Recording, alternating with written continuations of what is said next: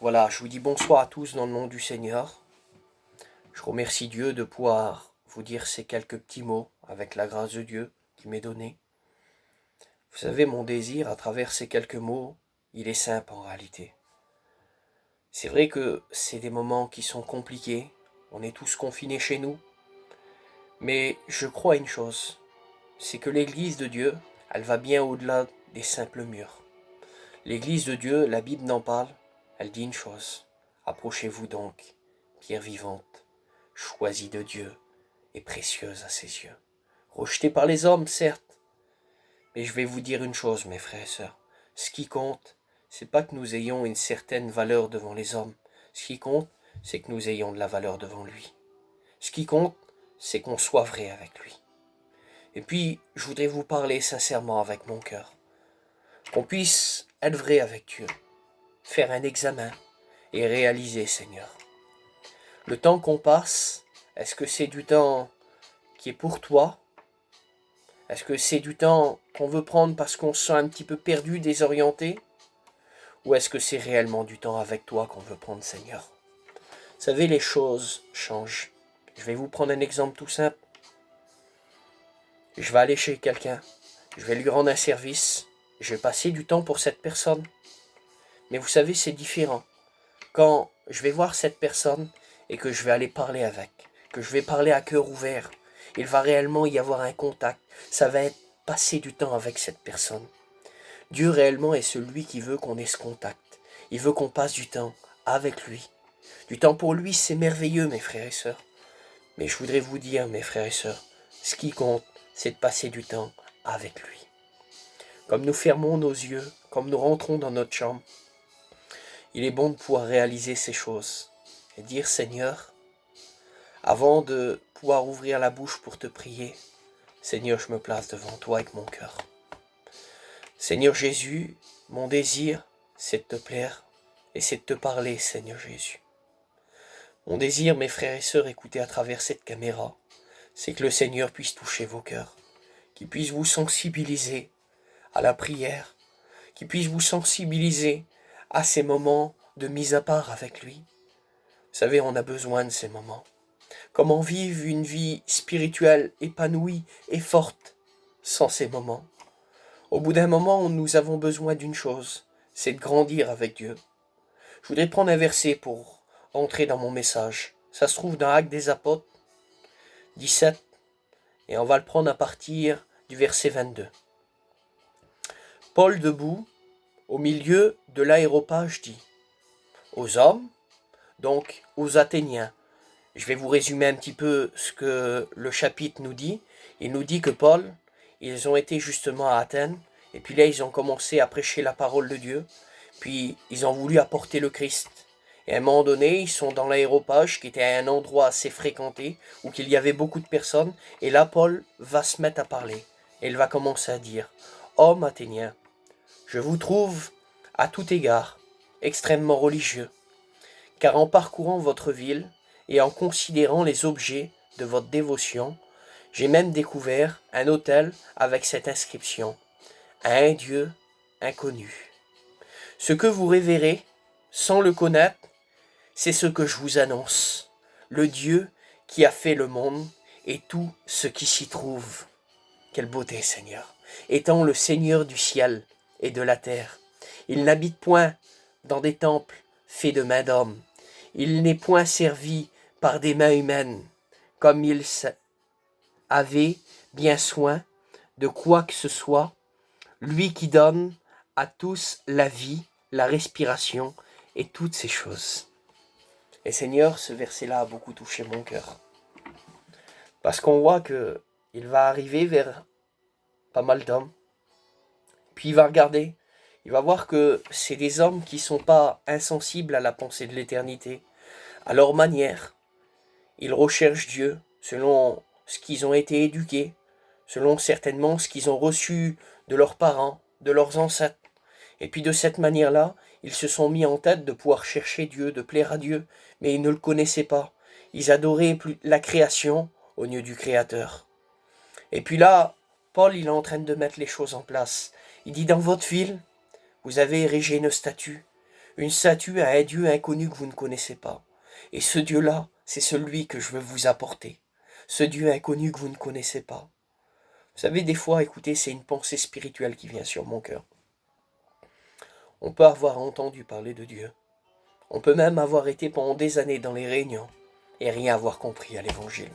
Rien avoir compris à la vie chrétienne, à la vie spirituelle avec Dieu. Ce que Dieu demande, c'est des véritables adorateurs en esprit, en vérité. Ce que Dieu demande, il ne demande pas une belle apparence. Ce que Dieu demande, c'est pas du char. Ce qu'il demande, Dieu, c'est que là-dedans, que ça puisse être vrai, que ça soit pas juste une belle image qu'on présente devant les hommes. Ce que Dieu demande, c'est des véritables adorateurs en esprit, en vérité. Aujourd'hui, tous les signes que nous voyons nous annoncent une seule et même chose, la revenue du Seigneur. On voit que Christ revient chercher son Église, mais je voudrais que tu puisses te poser cette question aujourd'hui.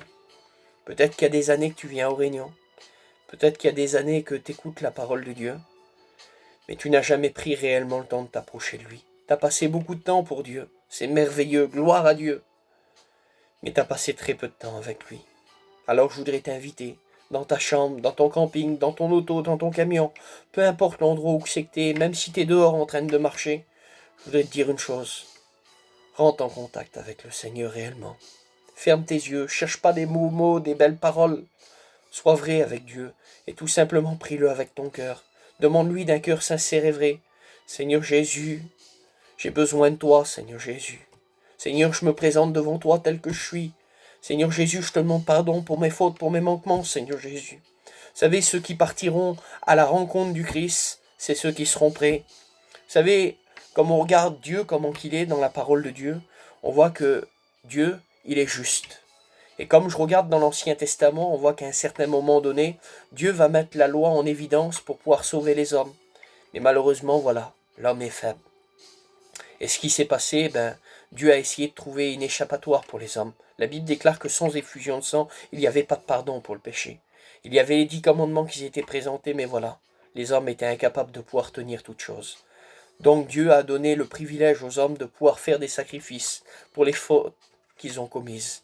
Il y avait un grand sacrifice, Yom Kippour, le jour de grand pardon. Je pense que vous connaissez ces choses. Mais pour vous dire, c'est que le péché n'était pas ôté. Puis je pense que pour chacun d'entre nous, frères et sœurs, ne nous leurrons pas, ne nous mentons pas. La Bible, de toute manière, en parle. Elle dit, si nous déclarons qu'en nous qu'il n'y a pas de péché, nous nous séduisons nous-mêmes et nous faisons Dieu menteur. Ce verset, je peux vous l'envoyer, il n'y a pas de problème. Mais pour vous dire, écoutez, je pense que chacun, on a des manquements, on a des fautes.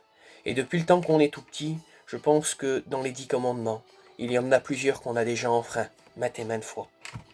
Je vais prendre un commandement qui est tout simple et je pense qu'il va concerner la majorité des personnes. La Bible nous parle et elle nous dit de raconter ce qui est vrai. Donc de ne pas raconter de mensonges. Puis je voudrais vous dire, mes frères et sœurs, depuis le temps, soyez vrais avec Dieu, que vous êtes tout petit. Est-ce que vous avez jamais raconté un mensonge? Donc il est temps de faire un examen. Je voudrais vous dire, écoutez, c'est simple. Si tu as déjà raconté un mensonge, tu as péché devant Dieu.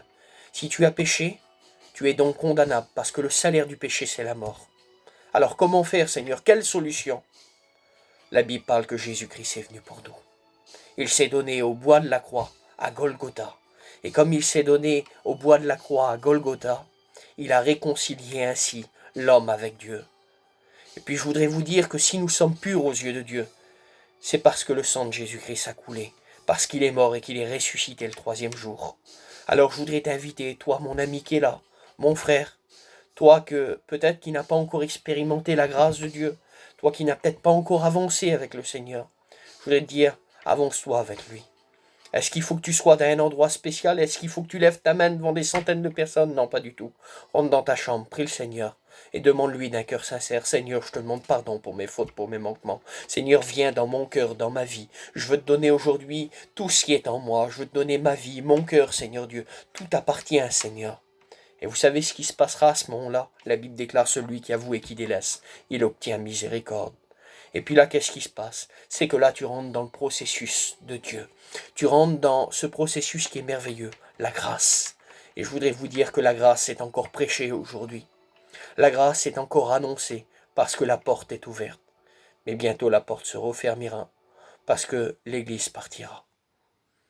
Vous connaissez ce verset qui dit dans les Thessaloniciens, un signal donné à la voix d'un archange, les morts en Christ ressusciteront. Mais nous les vivants restés, pour l'avènement du Seigneur, on sera tous changés en un instant. Et puis là ensemble, avec ceux qui sont morts, là on va partir ensemble à la rencontre du Seigneur dans les airs. Et là on partira. Et quel merveilleux moment. Il y aura les noces de l'agneau, jour grand et merveilleux. Mes frères et sœurs, voudriez-vous faire partie de ce voyage? Alors écoutez. Ce livre que je tiens dans ma main, c'est la Bible, la parole de Dieu, cette parole qui est efficace. Alors c'est simple. Peut-être que ce livre, tu n'as pas eu le temps de pouvoir le lire. Je pense que tu t'en as aujourd'hui. Lis la parole de Dieu. Si tu ne sais pas lire, c'est pas grave. Prie le Seigneur. Adresse-toi à lui et aie un contact avec lui. Et tu verras, il te bénira en abondance. Le désir de mon cœur, écoutez, c'est simple. C'est qu'à travers ces quelques petits mots que j'ai pu vous dire, c'est que vous pouvez vous rapprocher du Seigneur. Ne soyez pas dans l'inquiétude. Je sais que c'est dur ce que je vous dis. Mais la Bible déclare une chose. L'inquiétude dans le cœur de l'homme, là-bas. Mais une bonne parole l'en réjouit. Je vous annonce cette bonne parole qui est efficace et véritable. Et je voudrais vous dire qu'elle a le moyen de pouvoir enlever la tristesse, le moyen d'enlever la peine. Il est sûr qu'aujourd'hui on écoute des nouvelles qui nous attristent, c'est vrai. Mais je voudrais vous dire que c'est dans le calme et la confiance que sera notre force. Appuyons-nous sur le maître. Prie le Seigneur de tout ton cœur et tu verras, il te bénira. Je ne voudrais pas aller plus loin. Je pense que je vous ai dit ce que Dieu voulait. J'avais préparé un message, mais décidément, j'arriverai jamais à préparer un message et à l'annoncer. Alors, que le Seigneur vous bénisse à tous ceux qui l'écouteront. Je voudrais prier le Seigneur pour vous, avant de terminer cette vidéo. Mon Père éternel, toi qui connais tout, tu vois, Seigneur Dieu, cet instant consacré pour toi, Seigneur Dieu. Seigneur, tu vois les gens qui écouteront ce message. Tu connais leur cœur en particulier. Tu sais de quoi ils ont besoin. Je sais que ta parole est efficace. Qu'elle relève, Seigneur Dieu. Qu'elle donne des forces, mon Dieu, à celui qui est dans la détresse, qui est abattu. Qu'elle donne des forces, mon Dieu, à celui qui est affligé et découragé.